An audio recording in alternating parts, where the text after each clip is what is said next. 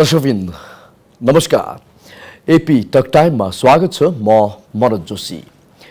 केही समय अगाडि मात्र पाकिस्तानमा एकाएक मनसुनी विपदमा सयौं मानिसको मृत्यु हुनुका साथै बाढीले विध्वंसनै मचायो।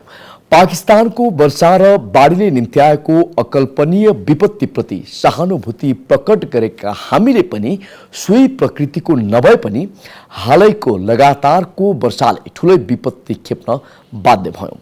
मनसुन सकिएको अवस्थामा भएको लगातारको वर्षाले पृथ्वीको तापक्रम पक्कै पनि सन्तुलित नभएको र कुनै पनि बखत ठुलो जनधनको क्षति गर्न सक्छ भन्नेतर्फ पनि हामी सतर्क रहनु पर्दछ।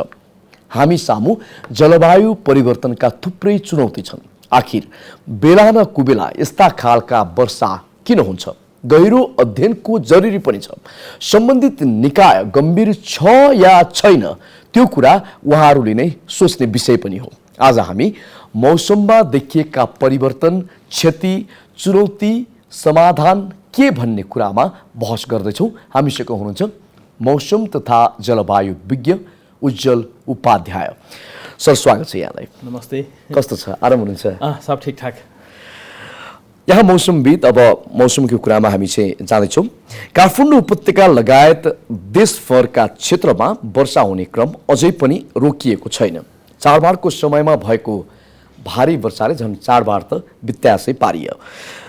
यो यस्तो समस्या खडा गरायो कि यो वर्षाले एउटा विपत्ति नै खडा गरेको अवस्था पनि भयो। यस्ता खालका अप्रत्याशित वर्षालाई एक मौसमविदको नाताले कसरी हेर्नुभएको छ तपाईँले? के देखाउँछ यहाँको अध्ययनले? यस्तो छ, सबैभन्दा पहिला त धन्यवाद तपाईँलाई प्रश्नको लागि। यसपालिको वर्षा कस्तो थियो भन्दाखेरि मार्च एप्रिलतिर, खास गरी अप्रिल भनेको मिड वैशाखतिर के प्रक्षेपण गरिएको थियो भने यसपालि मनसुन सामान्यभन्दा अलि बढी हुन्छ र खास गरी पूर्वी नेपाल र मध्य नेपालमा चाहिँ नि सामान्यभन्दा 7 देखि 15% हैन, पूर्वमा 15% बढी, मध्यमा चाहिँ 7% र पश्चिममा सामान्य हुन्छ भन्ने कुरा प्रक्षेपण गरिएको थियो।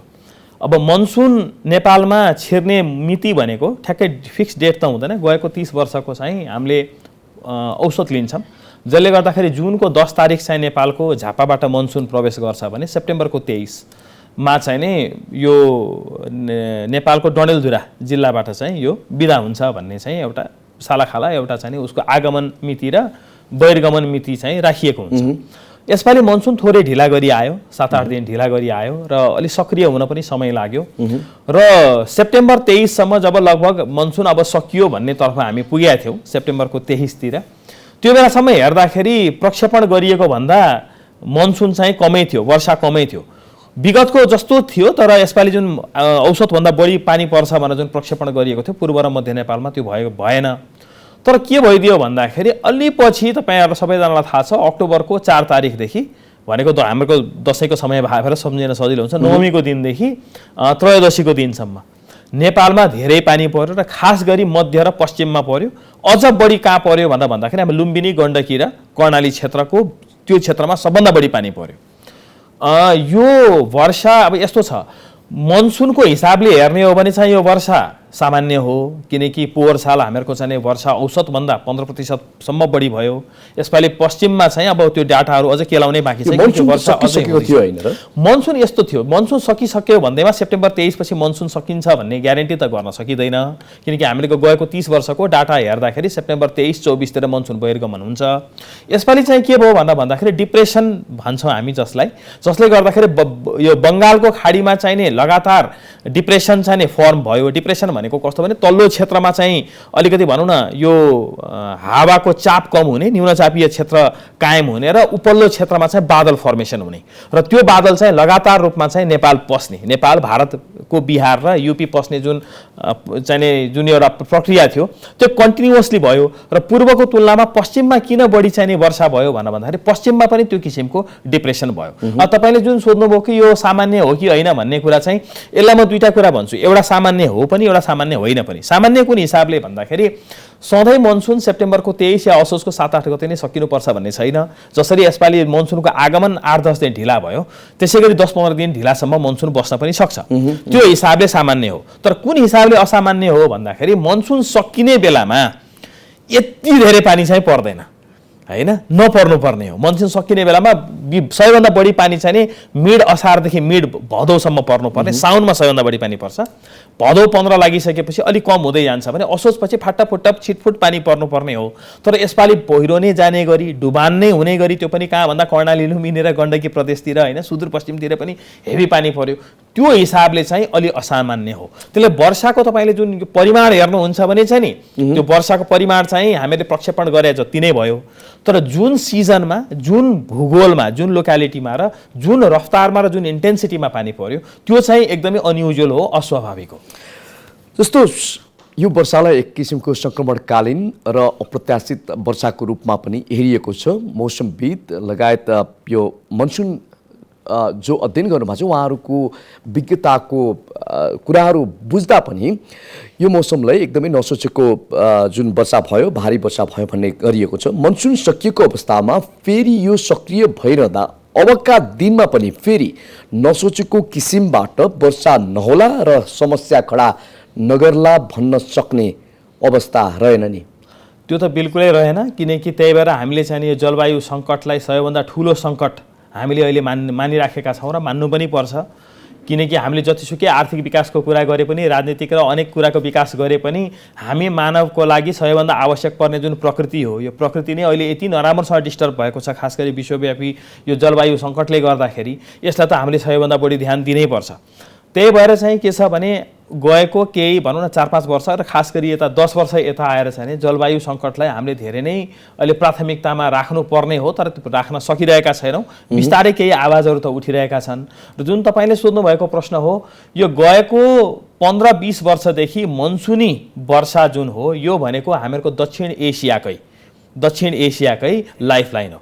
दक्षिण एसियाकै टोटल पपुलेसन झन्डै 2 अर्ब चाहिँ जनसङ्ख्या, जुन संसारकै 25% जनसङ्ख्या यहाँ बस्छन्, यो जनसङ्ख्याको लाइफलाइन भनेकै के हो त भनेर भन्दाखेरि मनसुन हो। मनसुनी वर्षा राम्रो हुन सकेन भने ठुलो चाहिँ यहाँ खाद्य सङ्कट हुन्छ र ठुलो चाहिँ तपाईँको यो राजनीतिकदेखि लिएर आर्थिक उथलपुथलको सम्भावना छ। र एउटा कुरा के छ भन्दाखेरि मनसुन भनेको संसारकै जलवायुका वैज्ञानिकहरूले एकदमै क्लोजली वाच गर्ने र उनीहरूको सबैको चासोको विषय हो। किनकि मनसुन जस्तो रिच एकदमै चाहिँ भनौँ न यो एउटा राम्रो र चाहिँ एउटा गजबको चाहिँ मौसमी प्रणाली सायदै संसारमा अन्त कहीँ छ। यति चाहिँ नि अनुशासित रूपमा आफ्नो समयमा आउँछ, यति धेरै क्षेत्रमा पानी पर्छ र 3.5-4 महिनासम्म पानी पर्ने र जाने जुन एउटा सिस्टम हो, संसारभरका वैज्ञानिकहरूको ध्यान खिच्न सफल भएको जुन यो मौसमी प्रणाली छ, यो गएको केही समयदेखि चाहिँ अलिकति डिस्टर्ब भएको अवस्था छ, उथलपुथल भएको छ। मनसुनको प्रक्रिया भनौँ न आगमनमा ढिलो छ, फर्केर जानेमा पनि यसपालि देखिहाल्यौँ। पाकिस्तानको झन् कुरा हामी अगाडि ल्याउँला, पाकिस्तानको प्रसङ्ग पनि। र मनसुनी वर्षा चाहिँ नि गएको केही समयदेखि डिस्टर्ब भएको कारणले गर्दाखेरि यो ठुलो यसले चाहिँ सङ्कट भोलि नल्याउला भन्न सकिँदैन। किनकि यसपालि जे भयो अर्को वर्ष नहोला भन्न सकिँदैन, जबकि अर्को वर्ष झन् विकराल रूप लिन सक्छ यसले। त्यसको लागि अब हाम्रो मुलुकमा यसबाट बस्नको लागि हामीसँग के छ त उपाय? किन मनसुनलाई समयमा ल्याउन सक्ने र लैजान सक्ने हैसियत त संसारमा कसैको पनि छैन। तर त्यसले पार्न सक्ने क्षतिहरू, मनसुन समयमा आएन, खडेरी पर्यो, त्यसलाई हामीले कसरी चाहिँ हामी त्यसको लागि तयार छौँ त? मनसुनले ठुलो वर्षा ल्यायो, बाढी पहिरो, त्यसबाट बस्नको लागि हामीसँग त्यो किसिमको भनौँ न यो डिजास्टर म्यानेजमेन्ट प्लानहरू हामीसँग छ त? भयो खालि त कागजमा होला, त्यसलाई हामी भोलि गर्न सक्छौँ त? त्यो अवस्था त हामीसँग छैन। त्यसले गर्दाखेरि मनसुनले आउने दिनमा अझ बढी सङ्कट ल्याउन सक्ने भनौँ जलवायु सङ्कटले गर्दाखेरि मनसुन डिस्टर्ब भएर आगामी दिनमा हाम्रो देशमा र समग्र दक्षिण एसियामै यो समस्या अझ विकराल रूपमा बढ्न सक्छ र बढ्छ। म एउटा चाहिँ त्यही क्षेत्रमा काम गर्ने एउटा भनौँ न विद्यार्थीको हिसाबले म के भन्छु भने आगामी दिनमा मनसुनको सङ्कट अझ बढ्न सक्छ। यसपालि हाम्रो मुलुकले जे बिहोर्यो, पाकिस्तानले जे बिहोर्यो, अर्को वर्ष योभन्दा ठुलो क्षति बिहोर्नु पर्ने अवस्था आउन सक्छ र आउँछ पनि भन्छु म त। यो जलवायु परिवर्तनको मूल कारक के हो? हाम्रो देश नेपाललाई पनि भन्न मिल्छ यसको? मूल कारक त हाम्रो देशको नेपालको त एकदमै कम छ। संसारमा जलवायु परिवर्तनको मूल कारण त कार्बन उत्सर्जन नै हो। कार्बन उत्सर्जन भनेको हरित ग्यास, सबभन्दा बढी कार्बन डाइअक्साइड ग्यास हो। त्यसै गरी कार्बन मोनोअक्साइड, अब सल्फर अक्साइडहरू छ, नाइट्रस अक्साइडहरू छ, तर अलिक बढी चाहिँ नि कार्बन डाइअक्साइड र मिथेन ग्यास हो। सबभन्दा बढी त कार्बन डाइअक्साइड हो।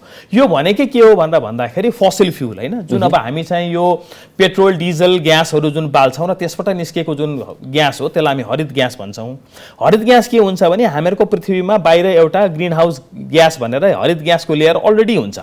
त्यसको कारण के हो भन्दाखेरि रातिको समयमा दिनको समयमा जुन घाम लाग्छ, घाम लागिसकेपछि हाम्रो पृथ्वी तात्छ, किनकि हामी बसेको ठाउँमा त हामीलाई घाम चाहियो, न्यानो चाहियो।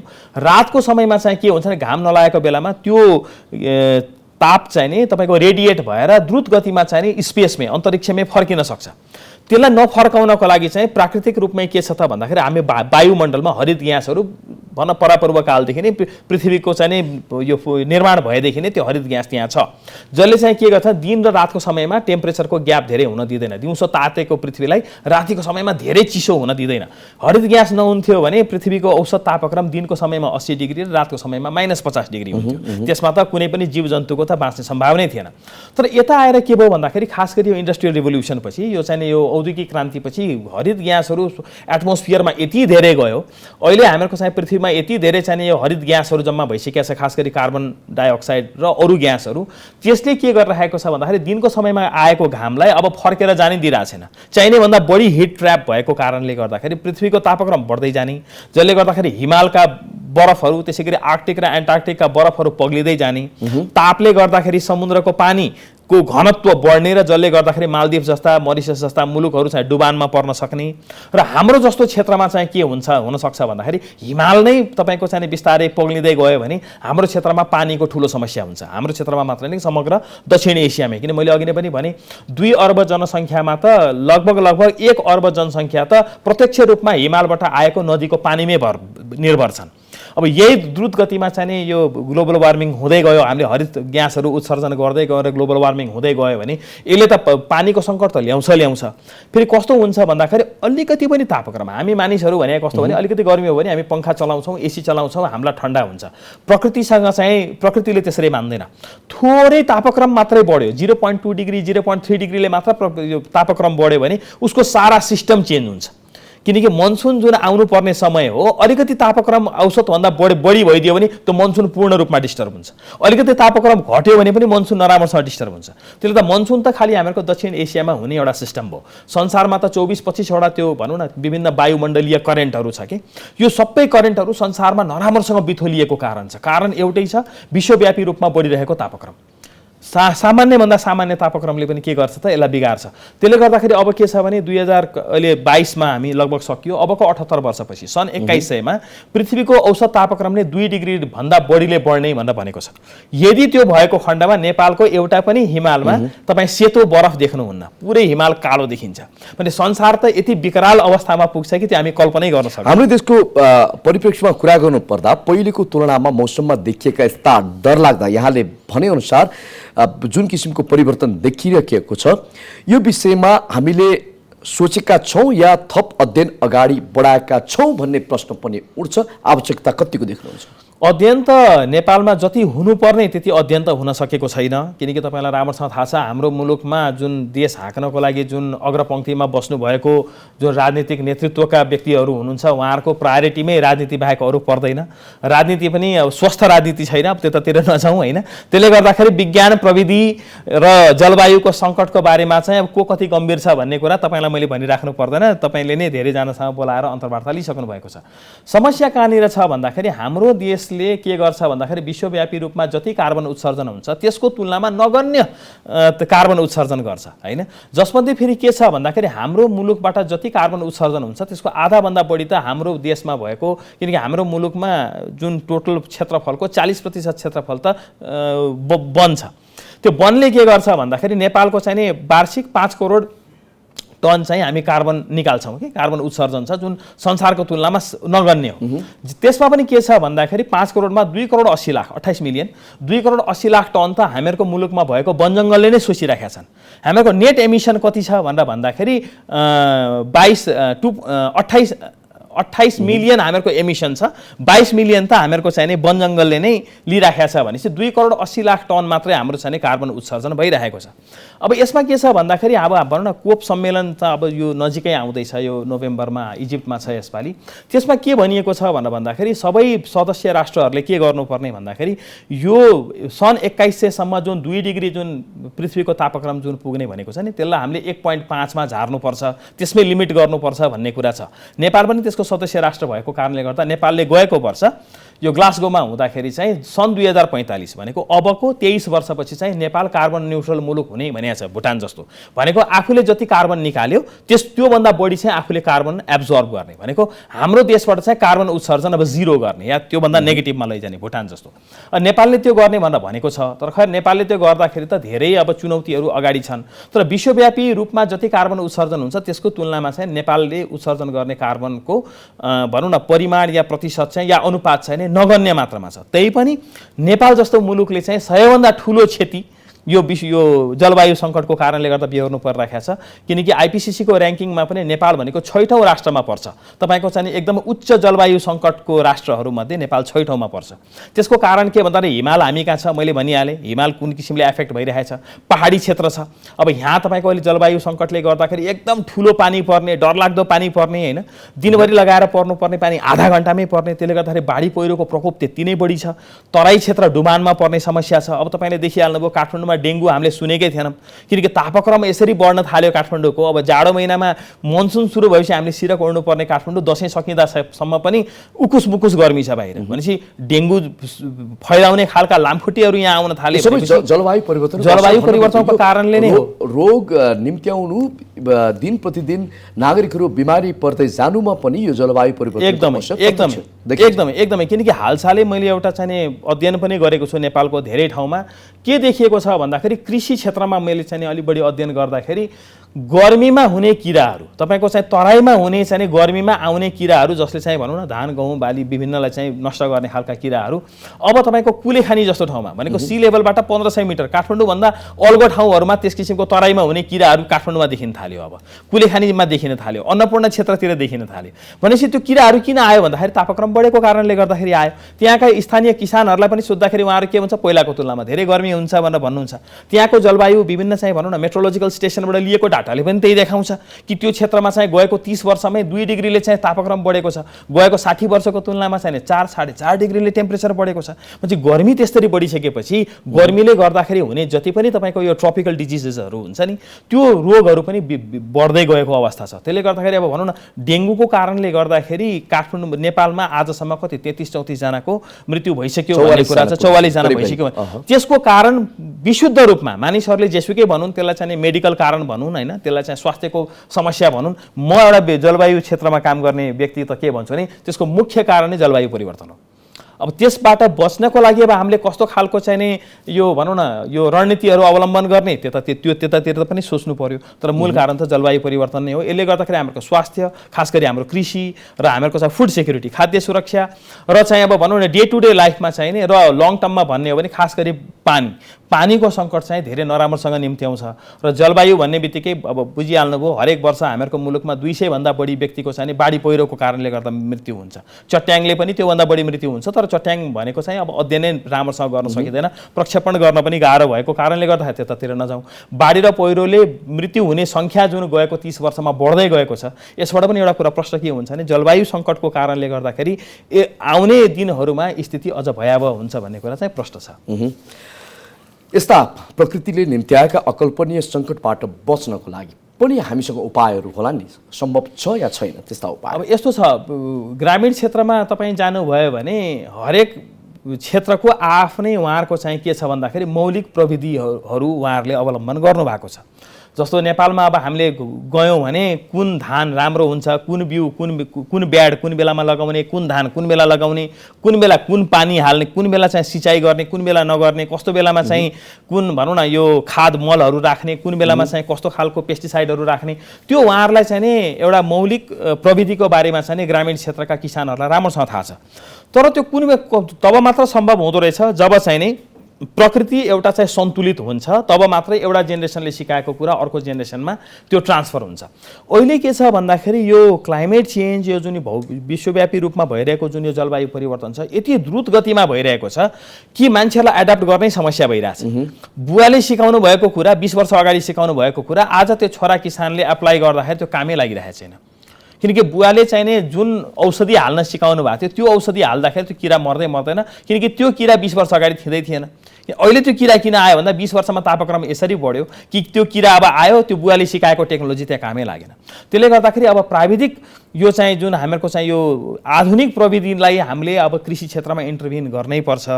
र चाहिँ कस्तो हुन्छ भन्दाखेरि नेपाल भनेको चाहिँ कस्तो भने विश्वव्यापी यो जुन नेपालमा चाहिँ जलवायु परिवर्तन बराबर भएको छैन, तराई भन्दा हिमालमा अझ बढी छ। किनकि जलवायु परिवर्तन भनेकै कस्तो हुन्छ भने तापक्रम बढ्दै जाँदाखेरि हुने कुरा हो। तराई क्षेत्रमा यसको असर रिलेटिभली कम छ, बढी त छ पहिला भन्दा त बढेको त छ, रिलेटिभली कम छ। पहाडमा अझ बढी छ असर, हिमालमा अझ बढी असर छ। र नेपाल भने कस्तो भन्दाखेरि अब भौगोलिक रूपमा धेरै नै चाहिने विविधता भएको देशले गर्दाखेरि हरेक ठाउँमा जलवायु सङ्कट बराबर छैन। त्यसले गर्दाखेरि हाम्रो नेसनल एडाप्टेसन प्लानले मात्र काम नगरेको भए भएर लापा पनि बनायो, लोकल एडाप्टेसन प्लान पनि नेपालमा बनाउनु पर्यो। त्यसले गर्दा नेपालमा एउटा कुरा के जरुरी छ भने नेपाल समग्र भूगोलकै हरेक चाहिने जोग्राफिकल रिजनलाई हामीले आइडेन्टिफाई गरेर हरेक जोग्राफिकल रिजनमा जलवायु परिवर्तन गएको 20-30 वर्षमा कस्तो भएको छ र त्यहाँको अनुकूलन चाहिँ भनौँ न एउटा चाहिने रणनीतिहरू कस्तो हुनुपर्छ भन्ने बारेमा हामीले माइक्रोस्कोपिक लेभलमै गएर हामीले इन्टरभेन गर्नुपर्छ। जस्तो भनौँ न विगतमा एकदमै पानी पर्ने क्षेत्रमा एउटा कहाँ पर्थ्यो भन्दाखेरि धुलीखेलबाट जुन हाम्रोले बर्दिवास जाने जुन बाटो छ, धुलीखेलबाट नमोबुद्ध हुँदै तपाईँको यो खुरकोट सिन्धुली जाने बाटोतिर गएको 12-15 वर्ष यता पानी पर्नै छाडेको छ। त्यहाँका किसानले अब धान रोप्नै छाडिसके, मकै मात्र लगाउँछन् हैन। भनेपछि अब बाउबाजेले जे सिकाए धान लगाउन, अब छोराछोरी किसानहरूले त धान लगाउने अवस्थै छैन। पछि त्यहाँ के गर्नु पर्यो भन्दाखेरि कि त अब हामीले वैकल्पिक बालीमा जानु पर्यो, धानको सट्टा मकै त फेरि त्यति फाइदाजनक भएन, बरु कुनै क्यास क्रप लगायो भने, नगदे बाली लगायो भने अलि बढी फाइदा हुन्छ कि एउटा, अथवा हामीले कस्तो खालको प्रविधि ल्याउनु पर्यो भने कम थोरै पानीमा पनि राम्रोसँग चाहिने बाली लाग्ने खालको धानको बिउ हामीले आइडेन्टिफाई गर्नु पर्यो। नार्कले त्यो किसिमको बिउको चाहिँ विकास गर्न सक्नु पर्यो, या विदेशबाट कुनै प्रविधि ल्याएर भए पनि गर्नु पर्यो, र त्यहाँ कम पानीमा पनि हुर्कने खालको धानहरू लगाउनु पर्यो। यो सबै अनुकूलनका कुराहरू चाहिँ धेरै जरुरी हुन्छ। किनकि अब हाम्रो नेपाल जस्तो मुलुकको राजनीति त हाम्रो कन्ट्रोलमा छैन। ग्लोबल वार्मिङ जुन चाहिँ ठुल्ठुला महाशक्ति राष्ट्रको कारणले गर्दा भइरहेछ, उनीहरूलाई गएर हामीले तिमीहरूले चाहिँ ग्लोबल वार्मिङ गर्न भएन, क्लाइमेट चेन्ज गर्न भएन भन्ने बारे भन्यो भने कसैले सुन्नेवाला छैन। ठुल्ठुला फोरममा गएर हामीले हाम्रो कुराहरू प्रष्टसँग खुलेर राख्ने हो, तर हामी अनुकूलनकै लागि तयार हुनुपर्छ। हिजोभन्दा आजभन्दा भोलि जलवायु सङ्कटहरू बढ्दै जान्छन्, ठुल्ठुला बाढी पहिरो आउँदै जान्छन्, सुक्खा बढ्दै जान्छ, किरा फट्याङ्ग्राको प्रकोप भयो, खाद्य सुरक्षाको समस्या बढ्दै जान्छ। कुन हदमा बढ्छ, कुन अनुपातमा बढ्छ, यसको राम्रो अध्ययन गरेर त्यसको चाहिँ प्रोजेक्सन गरेर त्यसको अनुकूलनमा जानुको विकल्प हाम्रो देश नेपालसँग छैन। केही दिन पहिला पाकिस्तानमा आएको जुन बाढीले 1/3 भूभाग डुबानमा पारेको र विध्वंस मचाएको हामीलाई जानकारी छ। अहिले पनि नेपालमा त्यस्तै त नभनौँ, तर थोरै त्यही प्रकृतिको जुन यो चाडबाडको बेलामा लगातारको वर्षा भयो, ठाउँ ठाउँमा डुबान परे, बाढी पहिरो आए, ठुलो क्षति भयो। हामीले कसरी तुलना गर्न सकिन्छ? पाकिस्तानमा पनि भनिएको छ कि यो ग्लोबल वार्मिङकै कारण यो विपत्ति खेप्न बाध्य भयो भनिएको छ। भोलि नेपालमा पनि त्यो अवस्था नआउला भन्न सक्ने अवस्था छ? केही पनि त्यो एकदमै हुनसक्छ। पाकिस्तानमा जुन अहिले भयो, योभन्दा ठुलो वर्षा चाहिँ 2010मा भएको थियो पाकिस्तानमा। यस्तै सेप्टेम्बरको अन्तिमतिरै भएको थियो, सरी अगस्तको लास्ट र सेप्टेम्बरको सुरुतिरै भएको थियो। र चाहिँ तपाईँको ठ्याक्कै 12 वर्षपछि पाकिस्तानमा त्यो फेरि दोहोरियो। र पाकिस्तानमा पनि तपाईँको अगस्तको लास्टदेखि र भनौँ न अगस्तको 28 देखि सेप्टेम्बरको 3 मा भएको घटना हो कि त्यहाँ पनि 4-5 दिनमा परेको पानी हो। जो सिन्ध र पन्जाबतिर कमै भयो, खास गरी पश्चिमतिर बलुचिस्तान र उत्तर पश्चिम भनेको खबेर पुख्तनख्वातिर यति ठुलो ड्यामेज गर्यो त्यसले। मैले भनिराख्नु पर्दैन, हामीहरूले चाहिँ विभिन्न टेलिभिजनमा पनि युट्युबमा पनि त्यो भिडियोहरू, खाली जमिन भेटाउनै मुस्किल भयो, खाली जमिन भेटिएन। त्यसको पनि मुख्य कारण के थियो भन्दाखेरि मैले लगत्तै त्यो ठुलो घटना भएको 1 हप्तापछि नै त्यहाँका केही जलवायु विशेषज्ञहरू जो नेपाल आउनु भएको थियो चान्सले, एउटा क्लाइमेटको एउटा ठुलै कार्यक्रम 1 हप्ताको कार्यक्रम नेपालमा हामीले गरेका थियौँ। त्यहाँको विशेषज्ञहरूसँग कुरा गर्दाखेरि उहाँहरूले के भन्नुहुन्थ्यो भन्दाखेरि क्लाउड बर्स्ट भन्नुभयो त्यसलाई। क्लाउड बर्स्ट भनेको चाहिँ कस्तो भन्दाखेरि अहिले विश्वव्यापी रूपमा यो जुन जलवायु परिवर्तन भएको कारणले गर्दाखेरि बादलहरू पनि विभिन्न किसिमका बादल हुन्छन् होइन, विभिन्न किसिमका बादल हुन्छन्, जसमध्ये एक किसिमको बादल चाहिँ कस्तो छ भन्दाखेरि अलिकति हिट रेसिस्टेन्ट भनेको अलिकति धेरै तातोमा पनि गर्मीमा पनि बसिरहन सक्ने बादल छ। त्यो बादल चाहिँ के हुन्छ भन्दाखेरि क्लाउड बर्स्ट भनेको त्यो भर्टिकल हुन्छ कि यस्तो ठाडो भएर, अरू बादल फराकिलो हुन्छ, धेरै ठाउँमा हल्का पानी पार्छ, त्यो बादल ठाडो हुन्छ र एकै ठाउँमा धेरै ठुलो पानी पर्छ। र यति सानो ठाउँमा 1 घन्टामै तपाईँको 100 मिलिमिटर 150 मिलिमिटर पानी भनेको त डर लाग्दो, त्यसलाई ह्याभोक भन्छ कि ह्याजार्डस रेन भन्छ त्यसलाई। त्यो पानी परेको कारणले गर्दाखेरि तल सबै बाढीले बगाएर खतम पारिदियो। त्यसले गर्दाखेरि त्यो किसिमको बादलहरू अहिले पनि नेपालमा मात्रै होइन कि संसारभरि र नेपालमा पनि त्यो किसिमको बादल चाहिँ आजकल अरू बादलको तुलनामा बढी देखिन्छ। यो विश्वव्यापी रूपमा भइरहेको ग्लोबल वार्मिङ र यो जुन हाम्रो क्लाइमेट चेन्ज छ त्यो कारणले गर्दाखेरि बादलको नम्बर विगतको भन्दा बढेको छ। यसपालि जुन पाकिस्तानमा भयो त्यो आउने वर्ष भारतमा नहोला, भुटानमा, नेपालमा, बङ्गलादेशमा कहीँ पनि हुन सक्छ त्यो। त्यसले गर्दाखेरि प्रकृति हो। यसरी हामीले चाहिँ यो भनौँ न प्राकृतिक स्रोतको चरम दोहन र जुन हामीहरूको चाहिँ यो फसिल फ्युलको हामीले एक्सट्रिम युज जुन गरिराखेका छौँ यसले हामीहरूको चाहिँ प्रकृतिलाई हामीले जति बिगारेको छौँ प्रकृतिले त त्यसको चाहिँ भनौँ न उसले त त्यो किसिमले बदला त लिन्छ कि प्रकृतिलाई हामीले जसरी बिगाऱ्यौँ ऊ असन्तुलित भएपछि नै सबै असन्तुलन ल्याउने हो। पाकिस्तानमा जे भयो त्यो नेपालमा भोलि नहोला भन्न सकिँदैन। त्यसले गर्दा हामी यसमा धेरै गम्भीर भएर अगाडि बढ्नुपर्ने भन्ने लाग्छ। तर जति गम्भीरता राष्ट्रिय र अन्तर्राष्ट्रिय क्षेत्रमा चाहिँ जलवायु सङ्कटलाई लिएर हुनुपर्ने हो त्यो गम्भीरता नहुनु र अरू नै विभिन्न क्षेत्रमा रुमलिएर बस्नु त्यो अलि दुर्भाग्य हो जस्तो लाग्छ, खास गरी हामी मानव जातिहरूको। भनेपछि कुनै पनि कुरालाई गम्भीर रूपमा नलिकन औपचारिकता मात्रै सीमित गर्नु त्यो हाम्रो लागि दुर्भाग्य हो, धेरै ठुलो दुर्भाग्य हो। यहाँसम्म आएर आफ्नो महत्त्वपूर्ण भनाइ राख्नुभयो त्यसको लागि यहाँलाई धेरै धेरै धन्यवाद। हस्, तपाईँलाई पनि धेरै धेरै धन्यवाद। Thank you. दर्शकवृन्द, आज हामीले कुराकानी गऱ्यौँ जलवायु परिवर्तन र यसले निम्त्याउने क्षति र भोलिका दिनमा जलवायु परिवर्तनको असर हामीले कुन हदसम्म भोग्न बाध्य हुन्छौँ यसमा हामी बेलैमा सचेत हुनुपर्ने आवश्यकता पनि छ। हामीसँग हुनुहुन्थ्यो उज्जवल उपाध्याय, उहाँ मौसम तथा जलवायु विज्ञ हुनुहुन्छ। AP1 हेर्दै गर्नुहोला। नमस्कार।